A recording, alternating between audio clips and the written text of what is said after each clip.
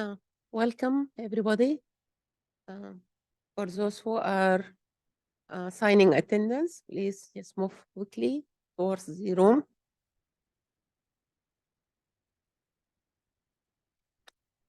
Good afternoon to those who are joining us here in the room, and for those who are joining um, us via Zoom from around the world. Good morning, good afternoon, good evening, wherever you are. My name is Amani Aljak, and it's my pleasure to introduce Dr. Abigail Aguilera for the final event of the Consortium on Gender Security and Human Rights. This talk will be run as a hybrid event, as I indicated, and we are very kind of grateful to Carol Cohn, the director of the consortium, and to the program associate, Claire Kendrick, and to all the interns. Without them, this work will not be done. They work tirelessly on that. We would also like to this event is done in collaboration with the Department of Women's Gender Sexuality Studies, and also with collaboration from the UMass Boston Office of the Provost and Vice Chancellor, Student Multicultural Affairs, Honors College, Department of Conflict Resolution, Human Security and Global Governance, History Department, Sociology Department, and the School for the Environment. And we really acknowledge kind of the support and collaboration that we have from this entity.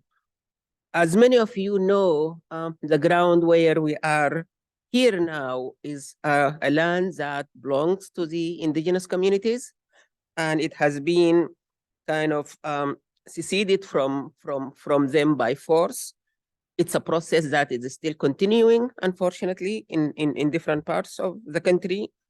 The history of these kind of processes of forced displacement, disposition, and the consequences of these has been very impacted many of the indigenous groups and indigenous communities' everyday lives in a very significant way.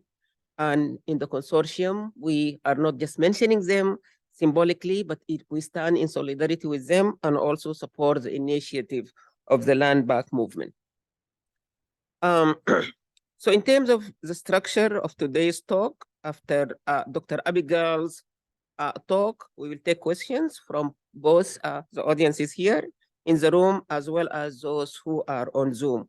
So we encourage those who are on Zoom you can post your questions to the Q&A part of Zoom.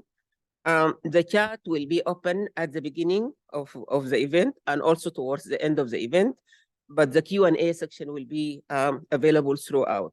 So we really encourage you to share questions, comments, like any contributions. We appreciate that.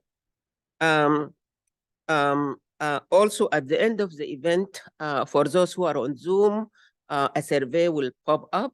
We really encourage you to fill that. It's useful for us to kind of when organizing future events. And for those in the room, you will notice that in your seats there are evaluation forms, and so please take the time to do them. For my students, if you do these evaluation forms plus coming here, you might end up getting an extra credit. The other important thing to identify is that this event is recorded and it will be posted to the consortium website and YouTube channel. So just be aware of that.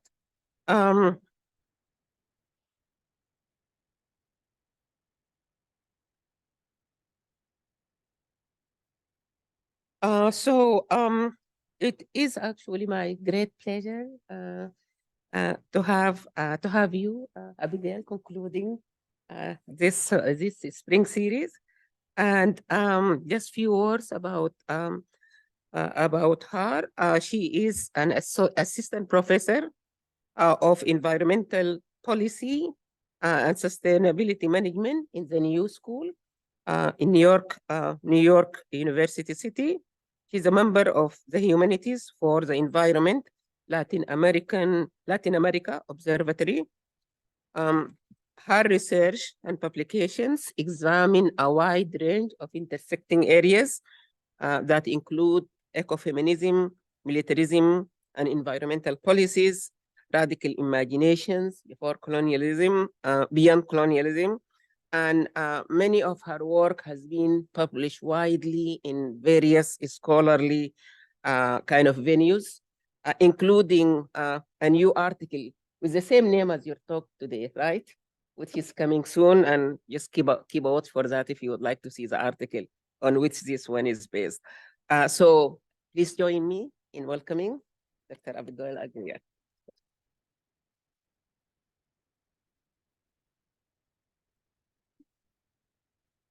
Hi, everybody. Let me just start sharing here. There you go. Can you hear me? Yes? Okay. Hi, and thank you, Professor Amani, for your introduction. First, solve this. There you go. I want to thank the Consortium on Gender, Security, and Human Rights here at UMass, especially Professor Carol Kahn and Claire Kendrick for the invitation and also for the coordination and patience, the coordination to the event. Also, I know Professor Amani did the land acknowledgement, but I want to acknowledge also that we're sitting on unceded lands in the whole US, not only in Boston, and also to recognize the land that we're sitting on and also to act upon that. Okay, so I'm really happy to be here with you all, recognizing the consortium's effort to bring topics around gender violence, climate crisis, militarization, resistant movements, as well as to think of ways to resist and going beyond the capitalist, colonial, and patriarchal gaze. I am here to share part of my work, as you can see on the screen, titled The Presentation, The End of Nature and the Human, a Global South Ecofeminist Approach to the Anthropocene. And again, just in case you don't know, I'm Abigail Pérez Aguilera, and I'm really happy to be here with you all. One second, there you go. So just to situate ourselves, what we going to be discussing today is an ecofeminist perspective against collapse and Anthropocene. And also I'm going to introduce you to something that I'm really passionate about, is from epistemologies from the Global South, mainly the land and body entanglements perspective in the context of climate crisis. And to do so, I'm using 3 case studies. One is the Wirikuta, that's mining and indigenous rights. The second one is Atenco, that's a place in Mexico too. It's a mega projects, gender violence and peasant rights, and border securitization and indigenous rights. Also, I welcome questions towards the end, so make some notes for me, or you can approach me if you are shy at the end of the talk as well. So one of the things that I always like to start my classes and talks is with an image of something that catch your attention. And something that I always am passionate about is images of collapse, mainly because I grew up in an environmental justice place, and I just realized when I was starting teaching environmental policy that I came from an environmental justice community. And also we're familiar with these images, right? Images of collapse and disaster, catastrophe, despair. And the question is, what are we going to do about it? And sometimes we feel like we cannot do anything, and then we are like, anxiety, and that's it. And I want to invite us, and also I always invite myself to reflect on these images of collapse. So what are the answers? Because it is, sometimes we feel that nobody's doing anything, and we're just sitting there waiting for the collapse or the apocalypse to happen. And that's not true. Resistance is happening everywhere. And it's just that we have to go and read between the lines. We have to see the underlying meanings of these resistances, etc. And that's part of my research, to look at those resistant movements and those feminist resistance or feminist insurgencies, how they act, how they look, and also how can we identify them. And also in the context of academia, how can we research them? So this is a topic that you are familiar with, maybe not, is the concept of the Anthropocene, that I know there's some contestation about the Anthropocene, and some people use it. They prefer the Capitalocene. I use them both, but just in the context, Anthropocene is that we are entering this new era, geological era, where the human is the one causing the climate change, right? Instead of these natural forces, it's the human agent that is causing these changes within the climate. The idea of Capitalocene is different by saying that it's not all humans that are causing the same catastrophes, environmental catastrophe. There are some people that we have a huge, a higher carbon footprint, or what we are causing, we're causing higher emissions, or the countries are causing higher emissions. To do so, this is a graph, and you can find them online, a bunch of them. It's not exclusively this one, but is the human impact on climate. And it's just to exemplify and just to see in an image what is the consequences of our human activities. Mainly not only human activities like waking up, but it's activities that we're engaged into a market economy, in a capitalist economy. So one of the things that we have to emphasize is that capitalism is causing climate crisis as well as destruction, and is forcing people to migrate. There's forcing people to demonstrate, and at the same time, it's forcing people to imagine new ways to survive what we are experiencing right now. These ways of surviving, and it's what not only me, but other authors are calling radical imaginations, meaning how to survive the crisis beyond the capitalist, colonial, patriarchal gaze. There are many ways to survive as the climate crisis, many alternatives, but how these alternatives look when they are founded not in a Western, in Western epistemologies. To do so, part of my work and teaching is on gender ecologies and on ecofeminism, and mainly is to see beyond the patriarchal gaze, as I said, land depredation, environmental depredation, and forced displacement, as well as to see the connections between extractivist policies to colonialism or the colonial continuum, and also to recognize the linkages between nature and marginalization of peoples, and also, as well as to recenter the connection between the land and the body. So I titled the end of nature and the human, mainly inspired by ecofeminist authors, but also it's because it's not that we are ending nature and it's like a catastrophe and that's it, but it's that we have to conceptualize nature in a different way. That's why I named it the end of nature, a different conceptualization of nature, and also a different conceptualization of the human. Mainly because we're facing a global extractivist capitalist practices, and also a climate crossfire, mainly a military expenditure. I don't know if you know, but military expenditure is one of the huge, it's not even an industry, but sectors that are contributing to carbon emissions and pollution around the world. And also we have an ecological impact of the colonial continuum and the heterosexual capitalist colonial gender system. We have land use and land grabbing rooted in extractivism as well. And also we need to explore alternatives to hegemonic solutions to environmental crisis. So this is just, when I was saying before, the climate crossfire, this is just the NATO's military emissions compared to total country emissions. And this is, you have the source there, and I'm more than happy to provide the source. And also it's from the Transnational Institute reports. So we have, I already told you about the images of collapse, but also we can find images of resistance and also to imagine new ways. From maybe, so we have images from collapse, and maybe you have seen these images before, maybe not. But I think it is good to show to the students and also to show in talks that is not everything is lost, that there's resistance going on, and also projects to see in the future. I don't know, have you noticed, but corporations and extractivist industries, they do have a plan how to destroy and also how to displace people and get rid of the resistance. And also the resistance has some plan too. And as an example of the crisis that we're facing, and there are many, right? In the climate crisis, there are many crises. It's the land control. When we refer to, and I refer to the colonial continuum and how to face the colonial continuum, just in a nutshell, is we can see who controls the land. Foreign countries control the land in and outside the European Union. Those European Union countries are controlling the land. Land tenure, and I know if you follow like in environmental justice classes or you are interested in this, land tenure is a huge component of the climate crisis, and we are going to see land encroachments as well. Like who owns the land? It's a key component of the climate crisis, as well as the disparities, racial and gender disparities of land tenure. Another component to it, and it was mentioned in my abstract, it's, and then that makes sense, the land back movement in Canada and the US, right?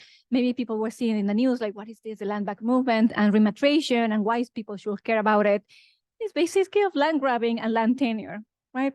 If you have for years people who own the land, they are not going to share it, and the climate, like the impending climate crisis, and you follow who owns the land, we're going to see basically also who owns the food supply and why food sovereignty and food autonomy is so critical to understand indigenous autonomy, Black resistance movements, urban environments, etc.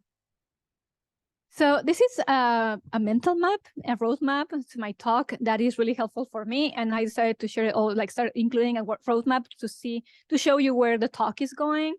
So I do believe that radical imaginations are needed in order to survive the impending multiple crises that we're facing.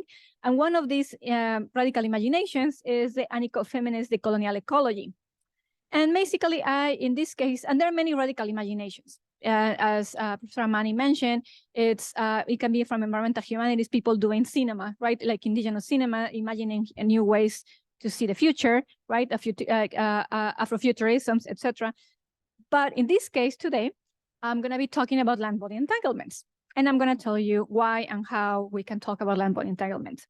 So land body entanglements are related to construction of expertise in one hand, right, formalized knowledge, and on the other hand is subaltern knowledges, mainly the knowledges that have been ostracized, left apart, deemed not important. So in these land body entanglements, we have non-human agency included, like in these discussions, land-based violence and counter histories of resistance. They are tightly connected, as you can see on your screen, to subaltern knowledges. So this is where are we going with this, and how can you connect it to your own classes, to your own research, to your own life, and to your scholar activism if you do this? Well, it's this environmental justice and genderization of the environment are going to be connected to human and non-human interactions, to disability studies, mainly disabling environment, patriarchal heteronormative spaces, legacies of settler colonialism, militarization of the territory, and also all of these are going to have as a consequence precarity, gender violence, and premature death.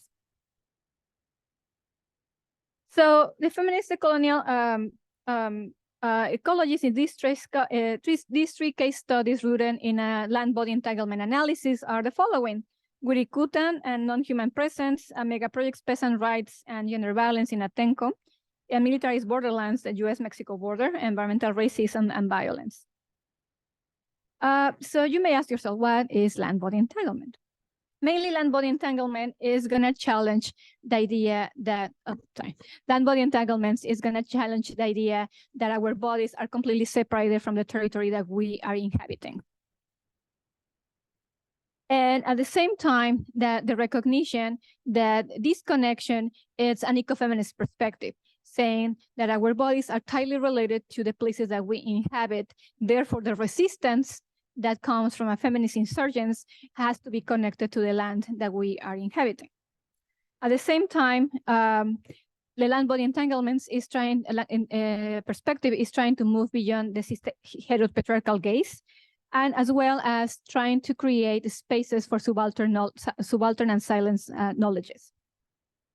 And at the same time, this ecofeminist perspectives on the colonial ecologies is going to try to explain and make sense of the intangible and or the non-human agency. Why radical imaginations? Radical imaginations, at least for me, has been not only a passion but a highly interest of mine, since it is a venue to escape the solutions, imposed solutions, or hegemonic solutions. Radical imaginations is going to be, as you can see on your screen, I'm going to quote really quick, quote, radical imaginations emerges out of radical practices, ways of living, otherwise of cooperating differently that reject, strain against, or seek to escape from the capitalist, racist, patriarchal, heteronormative, colonial, imperial, militaristic, and fundamentalist forms of oppression that undergird our lives. So mainly radical imaginations is trying to escape all of this, what is listed in the commas, right?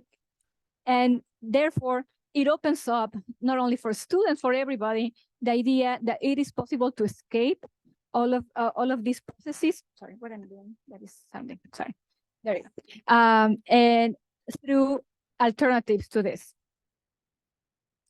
So what I'm calling here is for you to embrace the colonial imaginary, mainly to propose something beyond the colonial imaginations that responds to the need for freedom, the need for autonomy and sovereignty. And therefore, as you can see in the second bullet point, the need to call for a counter history or counter stories. These counter stories to be included in research, these counter stories to be included in policy, and these counter stories to also to be included in formalized knowledge on how we teach and how we perform our pedagogies.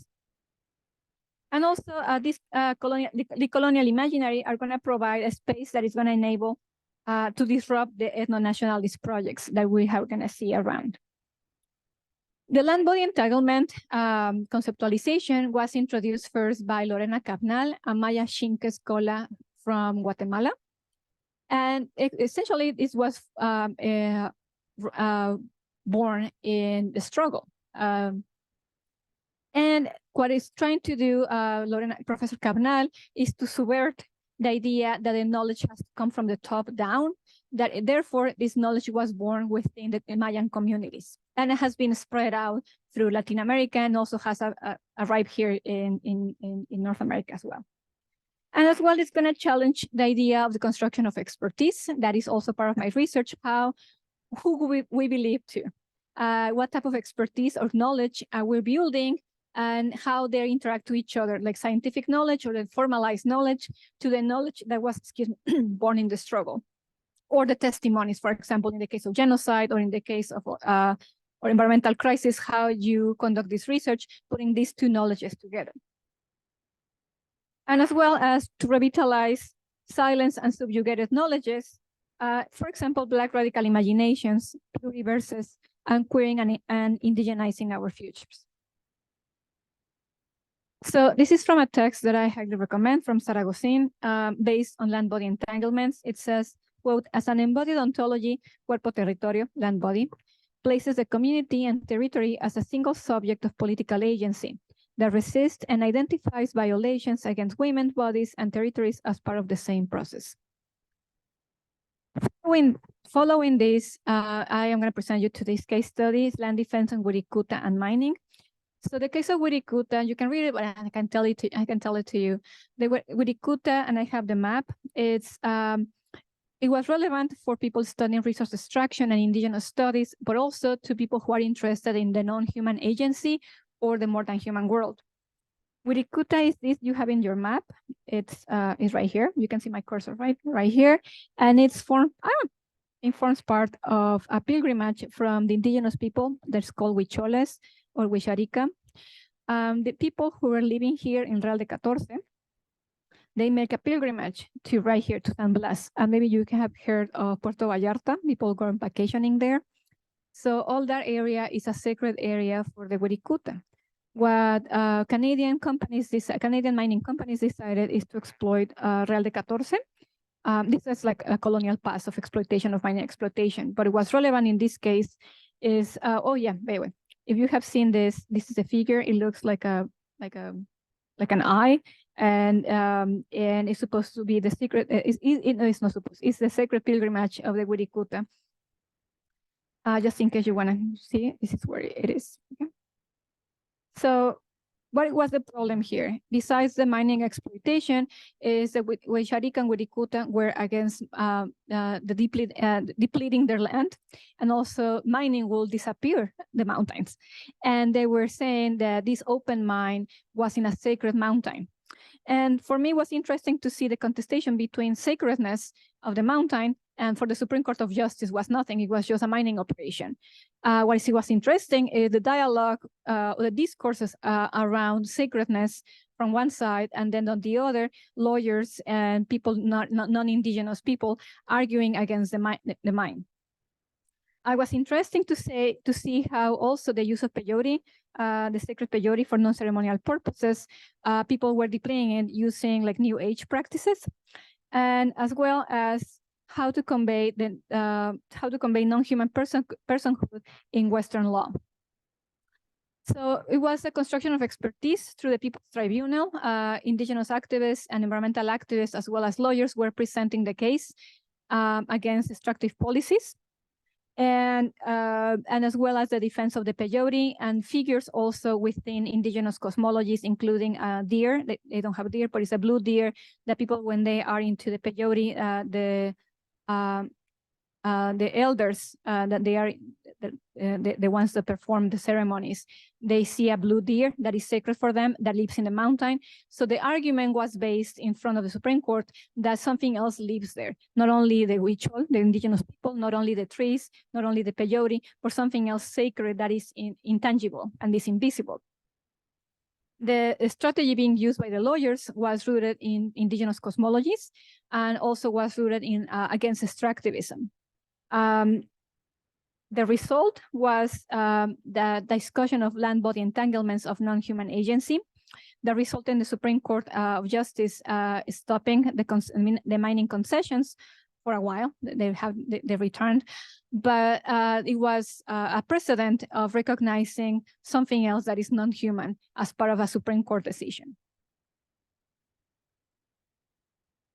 And with this recognition of the sacredness and also the non-human, also came the recognition of political life of non-humans, and also as the non-human as a contraposition of the human counterpart. With this non-human agency opens up the idea of how to defend something that is invisible, something to defend that's something that is sacred, and also to be included into the climate crisis. That's a question mark, right? How to include these frameworks into our impending or multiple crises that we're facing. So I'm just going to situate yourself where we are right now. It's radical imaginations, land body entanglements, and I'm going to continue to the case of Atenco. This Atenco is a land defense against modernization. I'm going to start with a map, and then I'll go back to this one. So Atenco is this part of here. It's this is Mexico City, where I am from, and this is Atenco, where they wanted to build an airport. The case of Atenco, at least for people, I grew up in Mexico City, but also I grew up in the outskirts of Mexico City, and that's Estado de Mexico, and we were close to this area. Most of them are communal lands, run by indigenous peasants or peasants. And in 2006, it was a catastrophe. The military, the governor at the time that he became president after that, he sent military operations to stop resistance against the airport, the mega project that resulted in, I have the numbers here, but resulted also in gender violence, sexual torture, and also imprisonment of the protesters. So we're going to see in this case, going back to the framework of land body entanglements. This is by Cruz Hernandez, Delmi Cruz Hernandez. She is one of the proponents of this framework. It says, and I'm going to quote, "The territory land guarantees the reproduction of bodies, while bodies, vehicles for understanding space, safeguard territories. Therefore, when territory is transgressed, an attack is made against those bodies that protect and sustain life." Dermitania continues by saying, "But as organized women from different latitudes of Abyayala, Latin America, suggest not all bodies occupy the same place, nor do they receive the same violence when the territory land is threatened. Women's bodies and feminized bodies are seen as a riot of war exposed to a specific patriarchal violence." I thought when I was preparing this talk and also recalling what we experienced in 2006 in Mexico City, the violence, how they treated the protesters against the airport. So the project was mainly about desiccating the lake. Lake of Texcoco, and also to put an airport in the area as part of a mega project. And also coming with a history of violence against indigenous people and indigenous peasants. This indigenous peasant resistance started in 2001 with the threat of an airport construction in the area of Lake Texcoco, that is a sacred lake. And it was a two fronts of resistance, the legal component and the social mobilization. And in 2006, as I mentioned, it was a repression sent by military repression sent by at the time, the governor. And 200 people got detained. It was 2 people dead and dozens of women raped and tortured. To make sense of this case, we had to rely also on the land body entanglements, but also into the state-sponsored violence in order to control and repress resistance movements. And we're going to see this not exclusively in Abya Yala or in Latin America. We have seen this also in North America in the case of pipeline constructions, and also the oblivion, when the murdered and missing indigenous women, they fall into oblivion, for example. This, the case of the airport construction in Atenco, it was resistance against a mega project, but also it was used for years. It was used slow violence, mainly to have precarious conditions of indigenous peasants. But in this case, a direct violence of militarization, as in the Inter-American Court of Human Rights in 2018 found, there was a deliberate attempt to stop resistance against the construction of a mega project. So now we have, and this is a picture of the lake, Lake Texcoco, we have a discussion on nature cultures engaged in land body entanglements. The result of the sexual attacks and genderized attacks against the activists, and also it's important to point out that some of the women, they were journalists, they were students, master students, and some of them, they were just walking by close to the protest. They started a campaign against like the state violence, and they were using testimonies of survival instead of being silent. They were using testimonies of survival, and also they were pairing with campaigns from in defending the biodiversity of the lake, sustained by biologists, by agroecologists, etc., by quote unquote experts in the area. So the campaign went along to a human rights campaign with a campaign to preserve the biodiversity of the lake. And also the use of expert knowledge in this case was also that it was ignored by the state, as well as the testimonies. And the second, the second strategy that they used was to go to the Inter-American Court, as well as having an aggressive campaign in social media, a campaign, again, for human rights and recognizing gender violence, and also a campaign advocating for non-human personhood. In this case, it was the lake and everything that is contained in the lake, and at the same time, arguments from the women who survived the sexual violence. They were saying that that they were survivors, that they were not victims, and second, that it was a direct attack to the community that sustains life, mainly women and peasant women.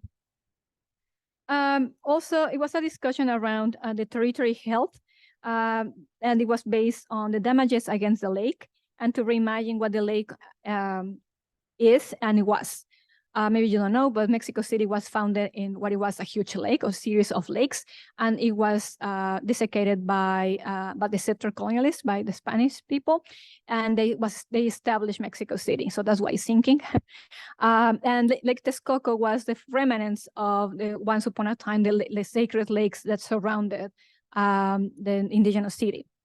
And also Lake Texcoco is part of a series of lakes that provide water to Mexico City.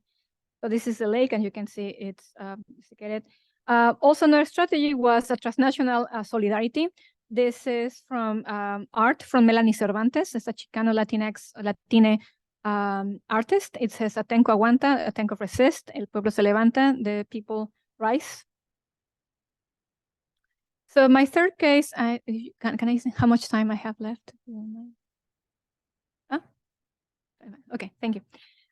Is the borderlands toxic environments. Although this is not a case precisely from Latin America, it's from Mexico and the borderlands.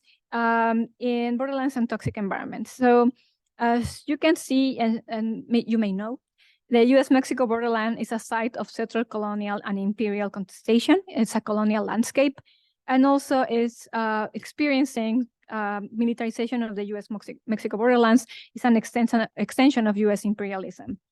It is corporate profiting is what is happening in the borderlands. It's not securitization, as well as racialization and genderization of landscapes. And also at the same time is, as I was telling you at the beginning of the talk, it's a site of resistance and the colonial imaginaries. I'm just gonna allow myself and go back to this art. It's from the border. It's not from the border in Arizona. It's from the border in Tijuana. And it's there are many artists that you have an artistic component that I highly recommend that you take a look at what is the resistance that is happening against violence and militarization. I have this table that it tells us a lot. Is a top 10 historic evidence compared with border spending per year. So who is spending on what per year? And you have the US, and then you have the historic emissions, border militarization budget, report climate financing, and then estimate actual climate financing, and ratio border to climate financing. So you can see the priorities on expenditure of what is happening here. I'm gonna leave it for maybe 1 minute. Okay. So in this, for the sake of time, I know I have 25, but and for the sake of time and just to not have you a lot of information in one talk, it's how can we explain the land border entanglements in the border? Basically, it's the US-Mexico border here. First is how, and then you have a map. Maybe you're not familiar with the Southwest. This is Tucson, the city closest, well, one of the biggest cities closest to the border. And then you have Phoenix, and then New Mexico and Mexico. So what I wanted to see here, and this is a continuation of my research, is the relation of the Tohono O'odham, that's a Native American reservation of Native American people in the border, and there are many others, but in this case in Arizona, to border environmental justice and indigenous autonomy. These are gadgets and equipment that Border Patrol are using for securitization, and they are on the Tohono O'odham. And the Tohono O'odham are against of the presence of this process of securitization. And I don't recall when, but it was a Tohono O'odham man who was killed by Border Patrol. And there has been a constant complexities around the border between indigenous sovereignty, border securitization, and Border Patrol presence in the area, as well as water management in the area. So the Tohono O'odham they have their native or aboriginal land, and it's now southern Arizona, historically extended 175 miles into Mexico before being sliced off between Mexico and the US without the tribe's consent. By 1853, happened the Gadsden Purchase, and as many as 2,500 of the tribe's more than 30,000 members still live on the Mexico side. So what is happening here is the use of extractive policies without extraction. So it's extractive policies of occupying the Tohono O'odham, as well as not allowing Tohono O'odham from Mexico to cross the border to Tohono O'odham, the US, to have the ceremonial practices. And this happens also with the Yaqui people. Yaqui is also in the border in the US-Mexico border. In Arizona, there is Yaqui people in Mexico, Yaqui people in the US, and they're the same tribe, but they are separated by the border, and there is no free flow of people. Also, we have high-tech occupation, as you saw in the picture. We have surveillance, virtual walls, integrated fixed towers, and as well as the Border Patrol has jurisdiction on 100 miles inland from the US borders, giving access to the entirety of the reservation. What are the consequences of this? Is the encroachments of lands, the destruction of sacred lands, and the destruction of traditional life as well. So before we conclude, and I conclude this case, is the borderlands, and it's a toxic environment, and I put it in the purpose as part of my research is toxic environments in reality, like how water is being polluted, etc., and also the toxicity of other areas in the Southwest, but also how the presence of militarized presence and surveillance produce toxic environments within the community. You may ask yourself how to look at borderlands from an ecofeministic colonial perspective. Well, is to explore activism against militarization of indigenous lands and its connection to gender violence in the borderlands. Second is to have a decolonial imaginary. Analyze the strategies based on land-body entanglements by indigenous and feminist collectives. And last but not least, explore how the construction of expertise operates and develops by integrating land-based knowledge with embodied experience. And to conclude, and I also welcome any questions that you may have on this, it's to apply from an ecofeminist colonial perspective as intersectional lens, reframing environmental justice crisis as part of a violent continuum. Second is seeing land-body entanglements as a framework to understand the multiple resistance that integrate the non-human and the more than human world. And the just transition approaches based on non-Western feminisms. For example, the Black radical imaginations, rematriation, land back movement, indigenous feminisms, and communality. And I'm afraid I cannot see the last part. Give me 1 second. I have my presentation here. Give me 1 second. There you go. There you go. I am here. And also, there you go. Explore how the construction of expertise operates and develops. There you go. My bad. Resistance against climate crisis and developmentalism as insurgencies. So as part of the land body entanglements authors, they're saying that all the resistance, they are part of an insurgency, and we have to see them as such, an insurgent. And when we're producing our research pedagogies, etc., seeing these insurgencies as part of not only the colonial continuum, but the resistance continuum. Thank you.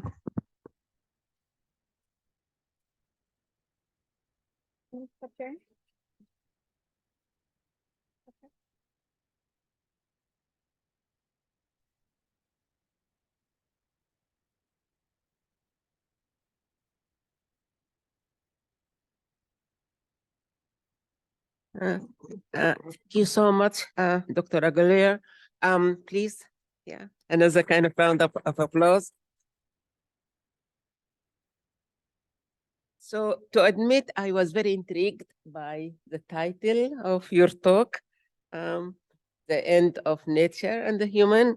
But honestly, I am really inspired by the way that you kind of brought our attention to this kind of radical imaginations and the way that it has been exercised here, and kind of the move toward in environmental justice, and also the way that grassroots and other forms of activism have really been kind of resisting many of the kind of problems and campaign to resist the land body kind of entanglements at borders as well as the lakes and other places. So really great work here. So we have now about 15 minutes for questions. We will start with the first round from the audiences here, and I can take 2 or 3 questions. And for those who are joining us via Zoom, please post your questions to the Q&A, and we'll, like after the audience questions, we'll take a Zoom Zoom questions. Please speak directly to the mic so that our audience will be able to hear your questions. And questions, comments, elaboration. And please introduce yourself when you ask your question. And also for the person at the podium, please repeat the question for the Zoom audience. Sure. Thank you. Okay, awesome. My name is Jackie. I just had a quick question about the impact that it had on women. I know you talked about how women's bodies were seen as a riot of war. Could you like explain that a little bit more? I was just interested in that. So another question beside Jackie's?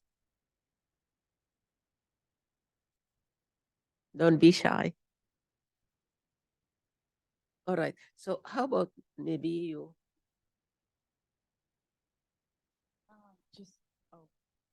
How women's bodies were seen as a riot of war. Like, why were women in specific impacted in this case? Yeah. So the question is how women bodies are seen as a riot of. Thank you. And you were speaking about the case on the airport, right? The Tenko one. Yes. And so there are many ways to answer the question, but as Professor Mani was saying, they were, and if you see the testimonies of the videos of the testimonies of the women, they were saying that either they were covering the for their dissertation or they wanted to be journalists, or they were women that they were just passing by with their kids to buy flowers, etc. And they were just being saw as an opportunity. So the military had a specific commitment to destroy the resistance, and one way to put fear into the community, the peasant community, is to attack women sexually. So they were seeing them as like, we're going to destroy, like, and this has been as a strategy amongst settler colonialism, for example, right, within war, and other attacks, like attacking women or girls, to infound, like, to put fear into the people. Mm-hmm.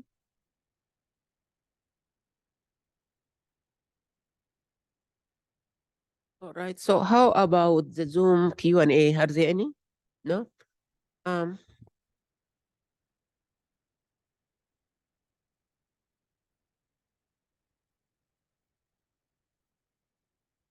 Hello, my name is Jamie. I'm an intern at the Consortium on Gender, Security, and Human Rights.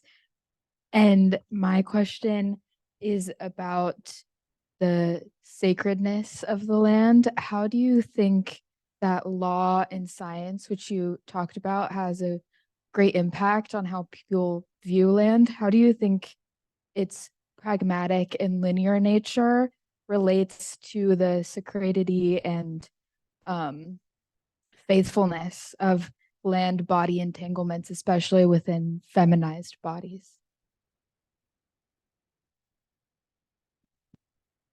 So one of our own, Jamie, from the consortium intern, one of the consortium interns, and your question about how the sacred kind of nature of the territories and body and land, and the ways what, Jamie? Sorry. The ways in which it is viewed by science and law, which is how people place their beliefs onto bodies and land, how they relate to one another. Yeah, so body and land, and how is that viewed by law and by other policies? Thank you for the question. So we have a good example of how that's exemplified in the case of the no access pipeline, North Dakota access pipeline, and along other pipelines that being built, right?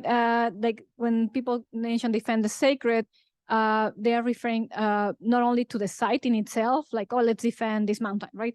But it's also, it involves defending the sacred, a whole cosmovision of the life that lives there and sustaining life. It's not a coincidence that these movements against pipelines, North Dakota Access Pipeline, was founded by Native women. In the connection, it's we can go over like this in Indigenous cosmologies, right? But of course, we cannot say like there's like an umbrella definition of Indigenous cosmologies, but we're gonna see a trend of the taking care of the land, or the original caretakers seeing the land differently than the argument of exploiting the land. And that is going to change our relationship to nature. If we deem certain spaces as sacred, or we deem life as life in general, like nature and in general, as sacred, and that changes our relationship to it. It's going to be harder to exploit it, and it's going to be harder to sell it, to put a price on it. And at the same time, we're going to value the life of these people defending them more than, like, that's why it's so easy to kill environmental activists. And yeah, with impunity. Yeah.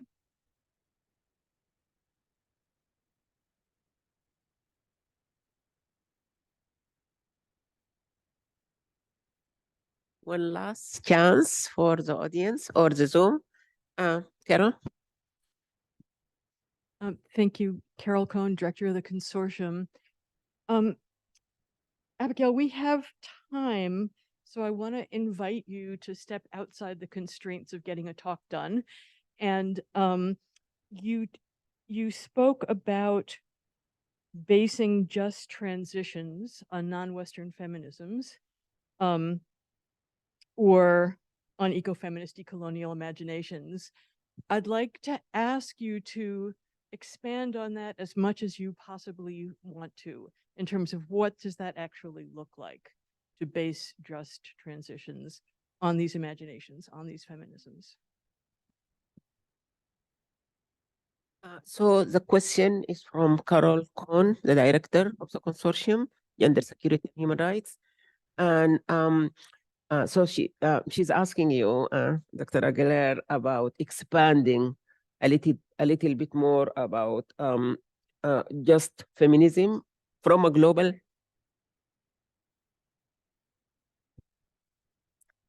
just transition to from colonial post-colonial kind of transition, and you're asking from a global perspective. Yeah, from an ecofeminist perspective. Thank you, Professor Kohn. I think it will require mainly, there are many perspectives that they are not rooted in ecofeminism, like including degrowth, for example, that yes, I am very fond, but does not solve the problem of the colonial continuum, for example, right? And does not reestablish reestablish a relationship between nature and the human, or challenges the idea of nature and the human, or the nature cultures. What I'm saying with the just transitions, I'm thinking a combination of between the degrowth perspectives, but also to transition from the usual perspectives on lowering our carbon footprint or degrowing, etc., but mostly to see how some industries within this framework will end up being obsolete. And at the same time, to reframe the ways that we perceive market economies, or we position ourselves, for example, care labor, to consider within the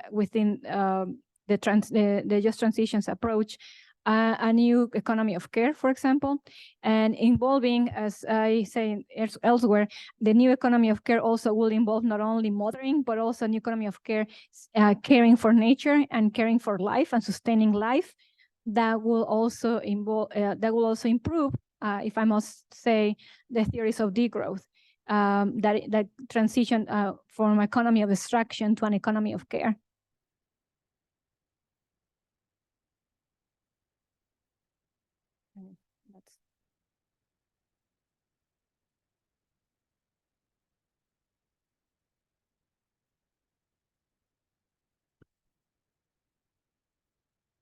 So on behalf,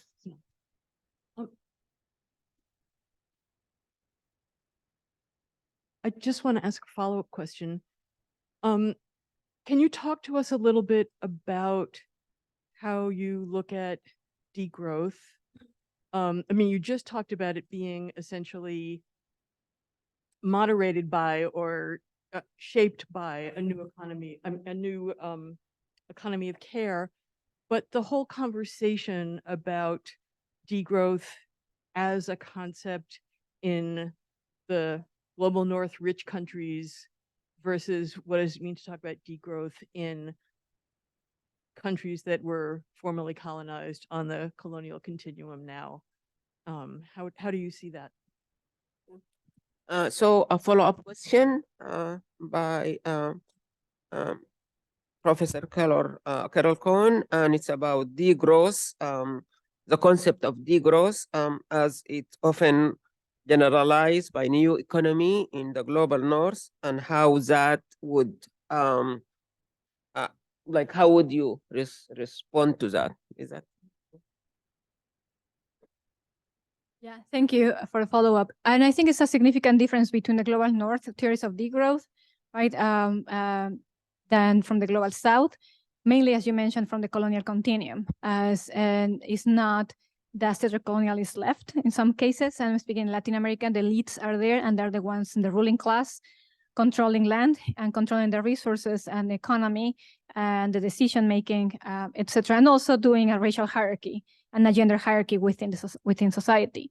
So in order for the colonial project to work along with degrowth in the global south, I think the first step is needed is just maybe badly paraphrasing Amilcar Cabral and other people from, it will be like a sovereignty and autonomy over the resources. Because otherwise it couldn't, like, we can advocate for degrowth in places like Latin America, but if the people who are supposed to have access to the land, they do not have access to the land, right? If people are working more hours than they should be working, then degrowth is not going to be possible, and there's no economy of care, it's just an economy of exploitation. So it will entail a total reverse of how the economy is working in post-colonial sites. That will entail autonomy and sovereignty for people. Yeah. And redistribution of wealth, etc. Yeah.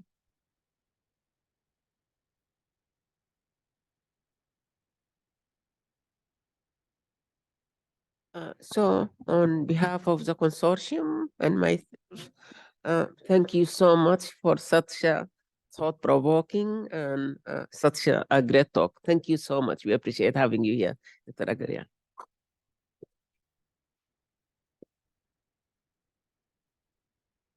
And look out for the new article, which is like carries the same title of this talk, which will be coming soon. So for those who are in the room, please remember to fill the surveys which are in front of you, and the same to our Zoom audience. Thank you everybody here, and thank you to our Zoom audience, and we will see you for the next series in the fall, the consortium series in the fall. All right, take care everybody.